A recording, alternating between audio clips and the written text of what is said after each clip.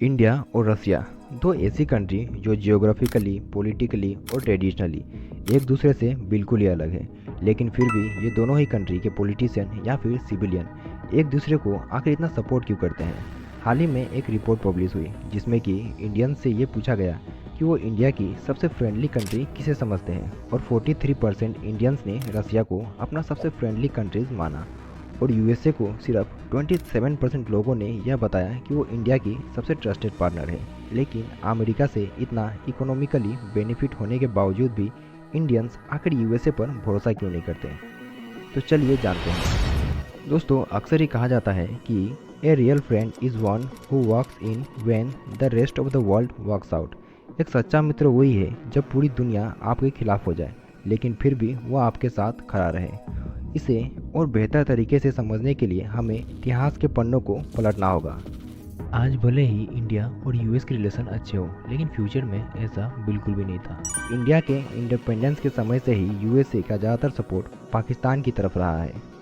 और जब जब इंडिया कुछ बड़ा और मेजर स्टेप्स लेने की कोशिश करी है तब यूएसए ने पाकिस्तान को सपोर्ट कर इंडिया को कंट्रोल करने की कोशिश करी है। जब 1965 में इंडिया और पाकिस्तान के बीच जंग हो रही थी तब यूएस ने मिलिटरीली पाकिस्तान को सपोर्ट किया, और 1971 में तो पाकिस्तान के कहने पर अमेरिका समेत पूरी वेस्टर्न कंट्रीज एकजुट होकर इंडिया के खिलाफ हो गई थी, और यूएसए ने तो अपनी नेवी की 7th fleet bay of Bengal में तैनात कर दी थी और इंडिया पर हमला करने ही वाले थे, और ब्रिटिश शिप इंडिया के वेस्टर्न कोस्ट पर अटैक करने के लिए तैयार थी। लेकिन फिर यूएसएसआर आता है और इंडिया और रसिया के बीच एक ट्रीटी साइन होती है, पीस एंड फ्रेंडशिप कोऑपरेशन, जिसमें कि ये लिखा गया था कि अगर इंडिया पर किसी ने भी हमला किया तो वो रसिया पर हमला माना जाएगा, और रसिया ने तुरंत ही अपनी नेवी को इंडिया की तरफ रवाना कर दिया,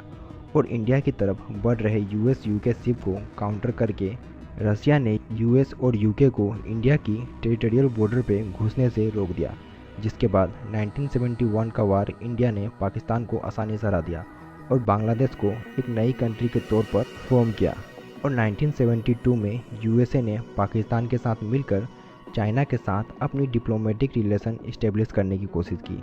और एक बार फिर से इंडिया को पीछे ढकेलने की कोशिश करी, और फिर रसिया को चेतावनी दी कि अगर फ्यूचर में इंडिया चाइना या फिर इंडिया और पाकिस्तान के बीच कोई युद्ध होता है तो रसिया इसमें अपनी दखलंदाजी ना करे। और जब 1999 में कारगिल युद्ध हो रहा था इंडिया और पाकिस्तान के बीच, तब उस समय जब इंडिया ने यूएसए से सैटेलाइट इमेजेस मांगी तब यूएसए ने उसे एक बार फिर से इंडिया को देने से इनकार कर दिया और पाकिस्तान को एक बार फिर मिलिटरीली सपोर्ट किया। लेकिन आखिरकार इंडिया ने उस वॉर पर भी अपनी जीत हासिल की, और ये मुमकिन हो पाया था यूएसएसआर की मदद से। पास्ट में जब जब इंडिया और पाकिस्तान या फिर इंडिया और चाइना के बीच युद्ध हुए हैं तब यूएसए ने इंडिया को डिफेंस इक्विपमेंट देने से इनकार कर दिए हैं, और हर बार यूएसएसआर यानी कि रसिया ने इंडिया की हेल्प करी है।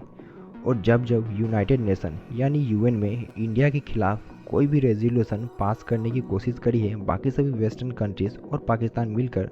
तब रसिया ने अपना वीटो पावर का इस्तेमाल करके इंडिया की मदद करी है। चाहे वो 1957 में कश्मीर का इशू हो या फिर 1961 में गोवा की इंडिपेंडेंस का इशू हो या फिर 1962 और 1971 में यूएन की इंटरवेंशन हो कश्मीर में, रसिया ने हर समय अपनी वीटो पावर का इस्तेमाल कर इंडिया की मदद करी है। और रसिया ओपनली सपोर्ट करता है इंडिया की आर्टिकल 370A को कश्मीर से हटाने को लेकर, और शायद यही कारण है कि इंडियंस आज भी रसिया की वो सारी पुरानी बातें भूले नहीं हैं, और शायद यही कारण है कि इंडियंस आज भी रसिया को इंडिया का सबसे ट्रस्टेड पार्टनर बताते हैं। और आज जब रसिया और यूक्रेन के बीच हो रहे युद्ध को लेकर इंडिया रसिया की निंदा करने से इनकार कर रहा है तो यूएस इस बात से नाराज़ है। आपका इस टॉपिक पर क्या ख्याल है, आप हमें कमेंट सेक्शन में बता सकते हैं।